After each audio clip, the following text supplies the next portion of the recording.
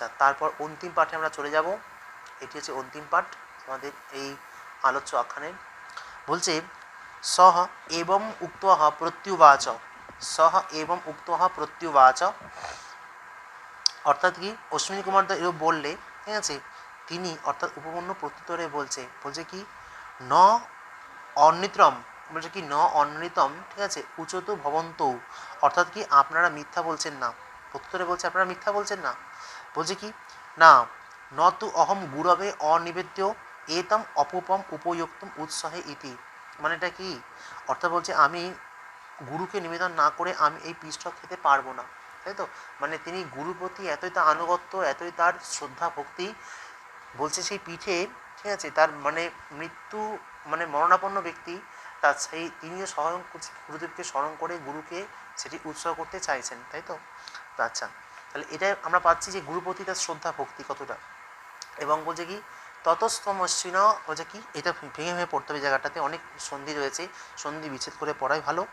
তো বলছে কি না তারপরে আমরা পাচ্ছি, বলছে ততস্তম অশ্বিনা, আচ্ছা ততস্তম অশ্বিন উচতুহু, উচতুহু মানে হচ্ছে উচতুহু, উচতুহু মানে কথা অর্থ কি না, বলছে যে তারপর অশ্বিনী কুমার তাকে বললেন, কি বললেন, বলছে আবাভ্যাম পুরস্তাদ ভবত, আচ্ছা উপাধ্যায়ন, উপাধ্যায়ন, আচ্ছা এবং আবাস বলছে আবাভ্যাম পুরস্তাদ ভবত উপাধ্যায়ন এবং এব অভিষ্টুতাভ্যাম অপুপহ প্রীতাভ্যাম দত্তহ, মানে কি বলছে আমরা প্রীত হয়েছি, প্রীত হয়ে কি করেছিলাম না পূর্বে তোমার গুরুদেব মানে গুরু আমাদেরকে স্তবে সন্তুষ্ট করেন এবং আমরা প্রীত হয়ে তাকে পিষ্টক দিয়েছিলাম, ঠিক আছে। এবং বলছে কি উপযুক্ত সৎ তেন অনিবেদ্য গুরবে, কিন্তু তিনি তার গুরুকে নিবেদন না করেই খেয়েছিলেন, ঠিক আছে।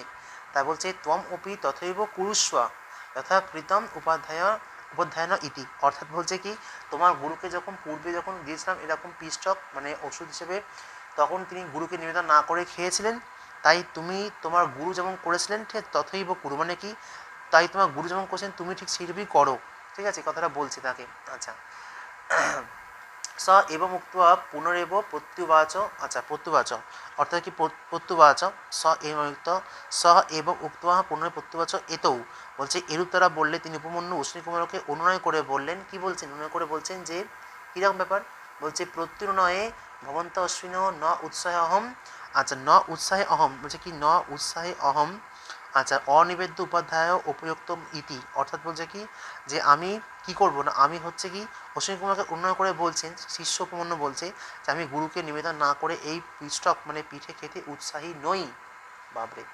আচ্ছা, তারপরে কি বলছে অশ্বিন তম আহত, ঠিক আছে, প্রীতৌ, বলছে কি প্রীতৌ স্বহ তব অনয়া গুরুবৃত্তিয়া, মানে কি অর্থাৎ বলছে কি তাকে সেই অশ্বিনী কুমার বললেন যে এই গুরু ভক্তি আমরা খুবই প্রসন্ন হয়েছি।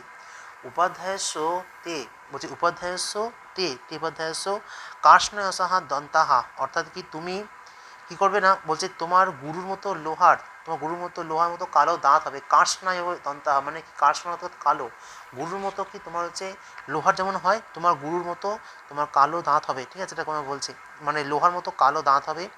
এবং বলছে কি ভবত হিরণময়া ভবিষ্যন্তি ইতি, অর্থাৎ তোমার স্বর্ণ, অর্থাৎ তোমার গুরু হচ্ছে কি তোমার গুরুর লোহার মতো কালো দাঁত হবে, আচ্ছা এই কথাটা বলছেন। এবং বলছে কি তোমার সোনার দাঁত হবে, ঠিক আছে। আচ্ছা, তারপরে কি পেলাম, বলছে যে আচ্ছা চক্ষুষ্মান চ ভবিষ্যতি, এবং বলছে কি তুমি দৃষ্টিশক্তি সম্পন্ন হবে, ঠিক আছে। এবং যে কি শ্রেয়শ্চ শ্রেয় চ আপসসি ইতি, অর্থাৎ বলছে কি খুব মঙ্গল লাভ করবে, ঠিক আছে। এবং উক্তহা স এবং উক্তহা অশ্বিভ্যাম লব্ধশ্চক্ষুষু, লব্ধশ্চক্ষুষু, আচ্ছা উপাধ্যায় সকাশম, লব্ধশ্চক্ষু উপাধ্যায় সকাশম আগম্য উপাধ্যায়ম অভিবাদ্য আচ চক্ষে, ঠিক আছে। অর্থাৎ কি হলো, বলছে তারপর সেই অশ্বিনী কুমার দ্বয়ের কৃপায় চক্ষু লাভ করে গুরুর নিকটে এসে গুরুকে অভিবাদন দাঁড়িয়ে সমস্ত বৃত্তান্ত নিবেদন করলেন, ঠিক আছে।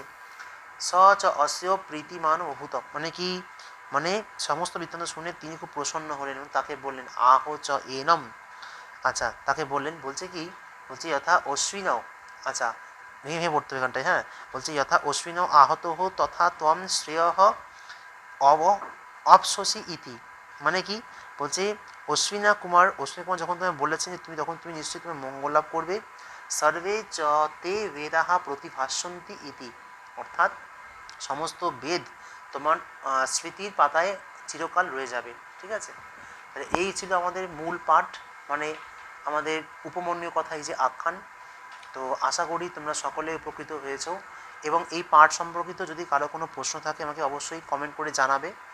আচ্ছা, এবং আমি পরবর্তী ভিডিওতে এই পাঠের উপর বেস করে যত এমসিকিউ মডেল কোশ্চেন হয় আমি সেটা নিয়ে আলোচনা করব। তো তোমরা সকলে এই সংস্কৃত লাভার্স চ্যানেলটি সাবস্ক্রাইব করে পাশে থাকবে, এবং পাশে বেল আইকনটি অবশ্যই অন করে রাখবে, যাতে যে কোনো মুহূর্তে আমার নোটিফিকেশান তোমার ফোনে ফার্স্ট পৌঁছে যায়। সকলে খুব ভালো থেকো, সকলে, সকলকে অসংখ্য ধন্যবাদ।